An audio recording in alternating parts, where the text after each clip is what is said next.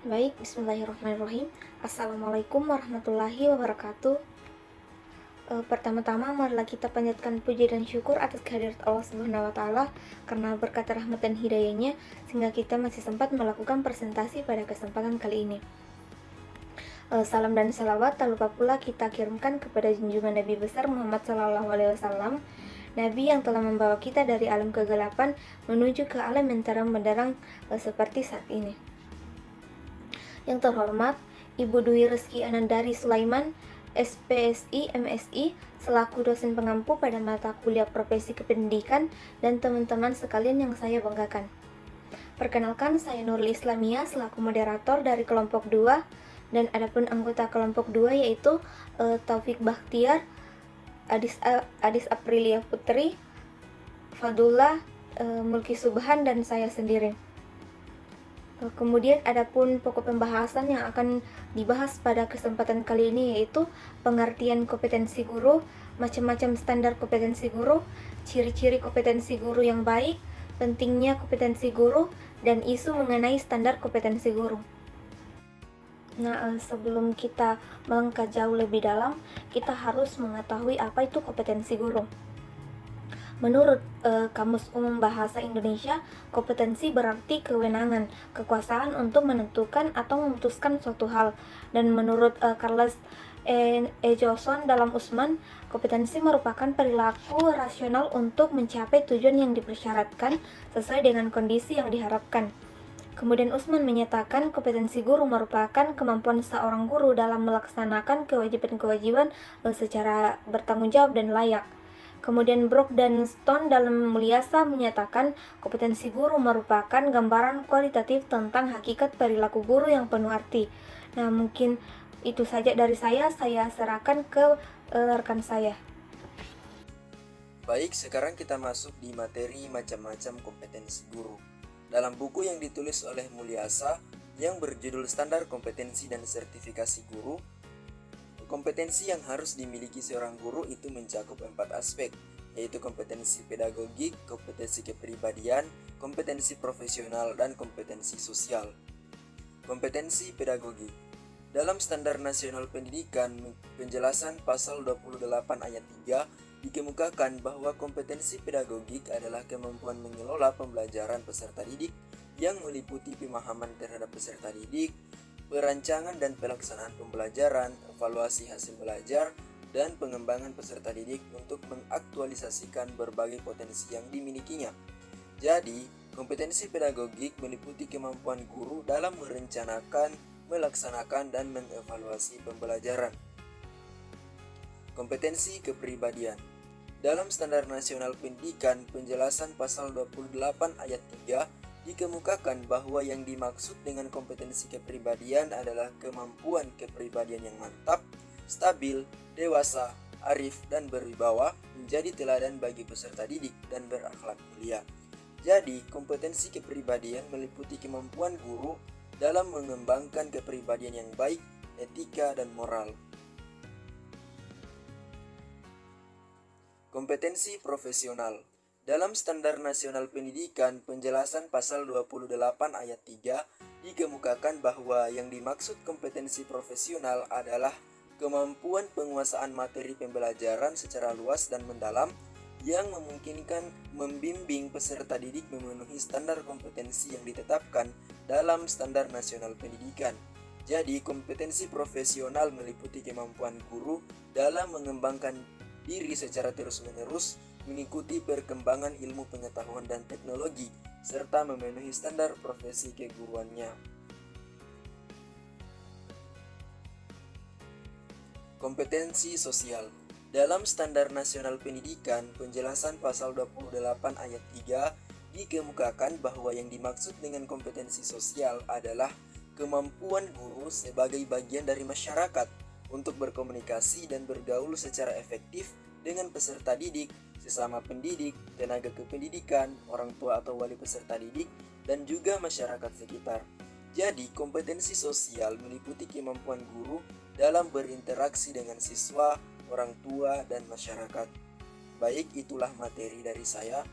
Saya serahkan kepada pemateri selanjutnya. Baik, selanjutnya saya akan melanjutkan materi, yaitu tentang ciri-ciri kompetensi guru yang baik. Dan sebagai pengajar pula, guru harus memahami hakikat dan arti mengajar dan mengetahui teori-teori mengajar, serta dapat melaksanakannya. Dengan mengetahui dan mendalaminya, ia akan lebih berhati-hati dalam menjalankan tugasnya, dapat memperbaiki kekurangan-kekurangan yang telah dilakukannya. Nah, ada beberapa ciri-ciri kompetensi guru yang baik. Yang pertama itu, guru yang baik memahami dan menghormati siswanya. Guru yang baik harus menghormati bahan pelajaran yang diberikan. Dengan pengertian, ia harus menguasai bahan itu sepenuhnya. Jangan hanya mengenal isi buku pelajaran saja, melainkan juga harus mengetahui pemakaian dan kegunaannya bagi kehidupan anak dan manusia umumnya. Kemudian yang kedua yaitu guru yang mampu menyesuaikan metode mengajar dengan bahan pelajaran. Yang ketiga, guru yang baik mampu menyesuaikan bahan pelajaran dengan kesanggupan individu anak. Yang keempat, guru yang baik harus mengaktifkan siswa dalam hal belajar. 5. Guru menghubungkan pelajar dengan kebutuhan siswa. Kemudian yang keenam, meneruskan tujuan yang akan dicapai pada setiap pelajaran yang diberikannya. Kemudian yang 7, guru jangan hanya terikat oleh satu textbook saja. Dan yang terakhir, guru yang baik tidak akan mengajar dalam arti menyampaikan pengetahuan saja kepada siswa, melainkan senantiasa membentuk pribadi siswa. Sekian dari saya. Baik, saya akan melanjutkan materi selanjutnya, yaitu pentingnya kompetensi guru. Guru merupakan guru yang mengajar dan menyentuh kehidupan pribadi siswa. Untuk itu, kompetensi guru merupakan salah satu hal yang harus dimiliki dalam jenjang guruan apapun, karena kemampuan itu memiliki kepentingan tersendiri dan sangat penting dimiliki oleh guru. Sebab yang pertama itu, kompetensi guru merupakan alat seleksi dalam penerimaan calon guru. Dalam adanya syarat sebagai kriteria penerimaan calon guru akan terdapat pedoman bagi administrator dalam memilih guru yang diperlukan untuk suatu sekolah. Yang kedua yaitu kompetensi guru penting dalam pembinaan dan pengembangan guru. Jika telah ditentukan jenis kompetensi guru yang bagaimana yang diperlukan selaku guru, maka atas dasar ukuran itu akan dapat ditentukan mana guru yang telah memiliki kemampuan penuh dan mana yang masih kurang memadai dan kompetensinya. Yang ketiga yaitu kompetensi guru penting dalam rangka penyusunan kurikulum. Berhasil tidaknya guru terletak pada komponen dalam proses guruan. Guru yang salah satu diantaranya adalah menjadi komponen kurikulum. Oleh karena itu, kurikulum guruan tenaga keguruan harus disusun berdasarkan kemampuan yang diperlukan oleh setiap guru. Yang keempat yaitu kompetensi guru penting dalam hubungannya dengan kegiatan belajar mengajar dan hasil belajar siswa. Proses belajar mengajar hasil belajar yang diperoleh oleh siswa tidak hanya ditentukan oleh sekolah, pola dan struktur serta isi kurikulumnya, akan tetapi ditentukan oleh kompetensi guru yang mengajar dan membimbing siswa. Guru sebagai jabatan profesional akan bekerja melaksanakan fungsi dan tujuan sekolah harus memiliki kompetensi-kompetensi yang dituntut agar guru mampu melaksanakan tugasnya dengan sebaik-baiknya. Sekian dari saya. Dilanjutkan oleh pemateri selanjutnya. Selanjutnya saya akan membahas mengenai isu mengenai standar kompetensi guru. Seperti yang kita tahu, salah satu permasalahan yang membuat pendidikan di Indonesia ini tuh bisa terbilang tertinggal jika dibandingkan dengan negara-negara kembar lainnya, yaitu rendahnya kompetensi guru di Indonesia. Isu ini bisa dibilang merupakan isu yang paling sering diangkat terkait dengan standar kompetensi guru. Ini berdasarkan hasil uji kompetensi guru pada tahun 2002 yang mengatakan masih banyak guru yang belum mencapai standar kompetensi yang telah ditetapkan,